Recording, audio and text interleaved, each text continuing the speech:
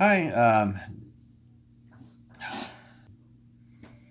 hi. Wanted to make a few points about immigration. I've been meaning to post actually a collection of videos on YouTube discussing the impact of illegal immigration in our country. Been meaning to do it quite some time. Got a bunch of notes and things like that. But I saw a job posting today that basically this may be more of a rant than the other postings that I was going to want to do, but um, it did inspire me to, okay, it's time to start doing these videos and putting them out there for people to see and think about. Um, Illegal immigration, one of the biggest things that it does to American workers is it suppresses wages in a major way. Little background on me, I started doing carpentry work back when I was 16 years old. I started framing houses. I did a wide variety of different kinds of hands on skilled labor. I did framing, landscaping, siding, trim, painting, drywall, all types of things. And back when I grew up, it was a very exciting time to me. There was a lot of growth in the country, a lot of construction work. A lot of my friends, that's what we did for summer jobs. It was in a different time and age. I understand that, but we were 16 years old using nail guns and skill saws and sawzalls and routers and power tools, climbing ladders on scaffolds. And yes, there was some danger to it, but none of my friends really got hurt that were, you know, teenagers doing the work. People try to look out for you when you're young. I mean, obviously injuries happen. And actually, anyone that I know that really got injured on the job was actually an adult when they got injured that stayed in construction. But it just makes me a little bit angry. It's like the illegal immigrants have stolen trade work from our country. So there's a lot of different aspects to this. But one of the things I did framing for quite a while, I became a general contractor, built and sold homes. But I started out really, my passion was framing homes. I loved it. One of my neighbors got me into it. I saw this friend of mine come home who was in his 20s from working in Wilmington, North Carolina. And he was all tan and muscled and in great shape. And I thought, oh man, that's I want to do that. So he got me a job. And yeah, sure enough, it makes you strong. Get outside. It's great work. It's fun. It paid well, much better than anything else I could have done as a teenager. And so I did it for many years, and then I stayed in it. I fell in love with it. I became a framing subcontractor, but something began to happen that changed everything, and that was illegal immigrants came into the country. And I'm going to do another video that kind of goes into a little more of the history of what's happened. But what inspired me to make this rant today, and I want to keep these kind of short, but is later in life I wound up going back to school in my 30s and got double degrees. Got a degree in architecture and construction management, and a minor in business. But part of that pushed me that direction was illegal immigrants basically took over the trade work in this country. They would work for nothing, and so it pushed the wages that anyone could get, whether an employee or a subcontractor, down. And I've been saying for quite some time now that this is going to happen on professional levels as well. The more generations that are here, the more they get into every other market. By the way, I don't have anything against Hispanic or Latino people. I've been on, I believe, 5 foreign missions to South America. I have worked with many of them. I've had many friends that were from all over the place. So Ecuador, Cuba, Puerto Rico, Mexico, Chile, Brazil. But I am going to post a series of videos. Our country is being really undermined, and people need to wake up and realize the dangers of this. But what really, I keep trying to get around to what inspired me to post this first rant/video, is I saw a job posting today for a superintendent position, and the salary was 20 to 50,000. was like, what the heck? Like, I mean, I was making about 45,000 as a superintendent like 14 years ago. Okay. And so here's a home builder posting a superintendent position for 20 to 50. I mean, my gosh. And, it's obvious. And by the way, I do a lot of construction consulting work. And I have seen, that creep into the professional. And it's not that they don't have a right to work, that anyone has nothing to do with race, ethnicity, background, any of that. It's got to do with legal and illegal. It's got to do with Americans and their wages and our economy and the effects of having just tens of millions of people pour into this country willing to work for nothing. And it just was startling to me because, I've been dealing with, some estimators lately. And you can tell kind of generally by how thick somebody's accent, how long they've been in this country. The thicker and sharper it is, that they've been here a shorter amount of time. And that doesn't mean that they're necessarily here illegally. Some of them are here on visas, many of them on expired visas.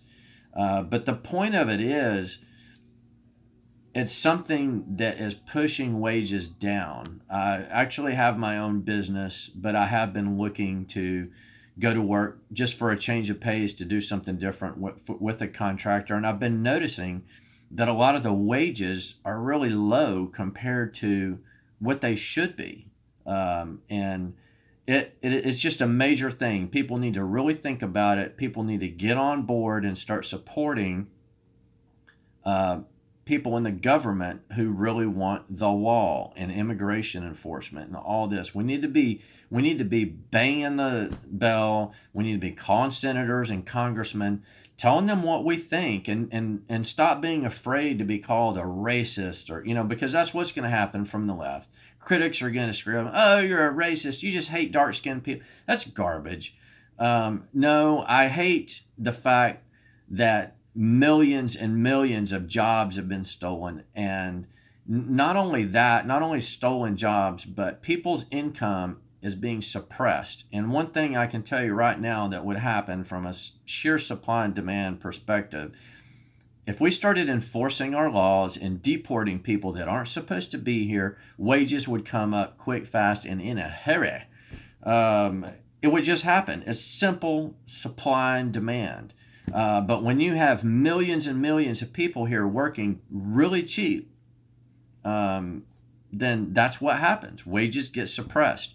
So, and believe me, if it paid well, people would go that route and do that work instead of illegal aliens doing it. I mean, where are our teenagers? In my generation, teenagers, we were the illegal alien, not illegal aliens. We were legal, but we were the aliens, teenagers. But I think it's an important thing for Americans to learn a skill, learn a trade, know how to build something, know how to fix a car, know how to weld, know how to plumb, know how to be an electrical, do electrical work, all these things. But these things are being stolen out from under us. And if we don't watch out, our entire country is going to be filled with people from other countries who feel entitled. And here's the thing is, with what we've got going on in our country right now, there's just wave after wave after wave. And by the way, if you're watching this and you're a legal immigrant, you should be just as concerned, because there are tens of thousands, if not, there are millions of people ready and willing and wanting and in the process of pouring into our country to take your jobs and do them cheaper than what you're getting. Okay, so if you're here and you're a tradesman or whatever you do, just know that there's like an entire continent of people ready to come in and take your jobs. And so you should be outraged by it too. You should think about the Walk Away campaign. You should think about contacting your senators and congressmen. Speak up. Let people know, especially if you are Latino or Hispanic. Let people know No, close the border, enforce the laws, deport people. I mean, this is a major, major problem, and it's really eye opening. And I have watched wages in different jobs, and it's a big problem. And they've been stealing jobs for years and years, and they've really been stealing our wages. So um, I understand they want to work, but you know what? They need to go back to their own country, have their own bloody revolution like we did, make their country better. I mean, all these countries like Mexico, think of all the coastland they have. They've got tons of coast. I feel sure they have lots of oil. I mean, there's lots of oil in Venezuela and oil and gas in Texas. I mean, I'm sure it doesn't just stop at Mexico. There's tons of oil in the Gulf. I mean, if Mexico's the only place without oil, I'd be shocked. But they have all that coast. They have beautiful mountains. They have, they should have a phenomenal economy. But there's a root that's problem with all these countries is corruption. The police are on the take. The politicians are on the take. And the people are being pushed down. But that's not our problem as Americans. We should guide them. We should help them. But all the ones that are here and have been here illegally, it's time for them to go back home and make your country like the USA. And by the way, the biggest thing why the USA is so blessed is because we were one nation under God, and we need to keep God in our country. That is why we are so blessed. I think a lot of people from these countries think that we just hit some kind of cosmic lotto or something. We're just lucky. And so they want to come in and take what we've built. But I've got news. It's because our country is one nation under God, and we have been a friend to Israel, an unwavering friend. Well, our leadership has wavered a little bit, but for the most part, Americans have been a friend to Israel, and we bless other nations. And so the laws of sowing and reaping are going to be in effect. You know, we give more than any nation on earth. We give of our money, our time. We send out millions of missionaries. We dig wells, we build churches and orphanages, we send our money, we send water, we send all kinds of things to these nations. And so we are blessed. We didn't hit the lotto, okay? But these other countries need to take a cue from that, make God first in their nation, and watch their nation get blessed. They need to root out their own corruption. And by the way, we've fought several wars to defend our freedom. You know, I can't say that I've done it, but our ancestors, we fought the wars, and, you know, the country boundaries have been drawn for the most part for the world for like the last 200 years. I mean, there's been a couple little changes here and there, but all country boundaries for the most part in the last 200 years have been drawn. So, you know, the Mexican-American War, that's a settled deal, okay? Texas is not yours. California is not yours. You know, this country is not Mexico, and it's not South America, and it's not entitled to just anyone who feels like they want to come take some of it. This is the United States of America, and we have a proud heritage here. We have fought, bled, and died and defended, and we are one of the most giving nations, or the most giving nation on the face of the earth and in the face of history, and that's why we're blessed. So what I want to say to the Latino and Hispanic people is take that back to your own country. Spread that word. Sow those seeds. You'll be blessed. It won't happen overnight, but don't discount what God can do for you. He can bless your country as well. This doesn't have to be the only shining city on a hill. Other countries can be just as blessed too. But coming in and stealing it, you know, sneaking over the gate and through the river and everything else, that's not the way that it's going to work. And it's not what's going to bless you. And there's only, you know, there are a certain amount of resources in this country, places to live, roads to drive on, etc. And by the way, if we would start deporting people who are not supposed to be here very aggressively, we'd see our traffic lighten up. There are a lot of things that would happen. Housing would get less expensive. I mean, there would be tons of apartments and houses that would suddenly need either tenants or owners if these people went back to their homeland where they came from.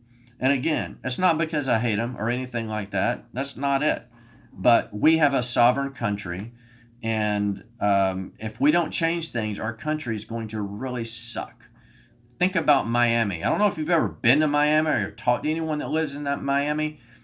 It is full of rude, nasty people. And it's not because they're from, a Hispanic or Latino nation. That's not the reason. But I can tell you this: when one generation comes in, and I've watched it, they tend to be, pretty low key, humble, hardworking, thankful. And then the second generation comes in and they start feeling like, oh, well, my parents were oppressed and white man is so mean. All these Americans are so mean to, my dad had to work so hard, or my mom.